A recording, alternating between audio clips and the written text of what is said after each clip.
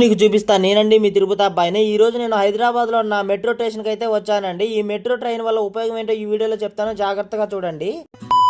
Metro train వల్ల ఇప్పటికిప్పుడు నాకు జరిగిన ఉపయోగం ఏంటో చెప్తాను చూడండి. హైదరాబాద్ నుంచి నేను తిరుపతికి రిటర్న్ అవ్వడానికి 7:30కి అయితే బస్సు అయితే బుక్ చేశానండి. ఈ బస్సు మనల్ని అయితే హైదరాబాద్ లో అమీర్పేట దగ్గర 10:30కి అయితే పికప్ చేసుకుంటుంది. టైం ఉందనుకొని నేనైతే చార్మినార్ కి అయితే వెళ్ళానండి. నేను ఇక్కడే అయితే బుక్ అయిపోయానండి. హైదరాబాద్ లో ఉన్న చార్మినార్ కి వెళ్ళాము అనే ఆనందంలో బస్సు బుక్ చేసుకున్నామన్న విషయాన్నే మర్చిపోయామండి. అక్కడే మాకు టైం అయితే 10 అయిపోయింది. ఆలస్యం చేయకుండా ఆ పక్కనున్న ఆటో అని పిలిచి ఆ చార్మినార్ నుంచి అమీర్పేటకి ఎంత అమౌంట్ అవుతుంది అని అడగడం పోయి ఎంత టైం పడుతుందని అడిగాము. మరి అన్న అయితే 1 అవర్ అయితే పడుతుంది అన్నారు. ఏం చేయాలో అర్థం కాకుండా బుక్ అయిపోయాం గోవిందా అనుకున్నామో లేదో గోవిందుని రూపంలో మరొక ఆటో అన్న అయితే వచ్చాడు. ఏమైందన్నా అని అడిగాడు. అన్న మాకు బస్సుకు లేట్ అయిపోతుంది, 1/2 అవర్ లో అమీర్పేటకి వెళ్ళాలి, మరొక మార్గం ఉందా అంటే మెట్రో స్టేషన్ అయితే ఉంది చిన్న, అక్కడికైతే వెళ్ళండి ఫాస్ట్ గా అన్నాడు.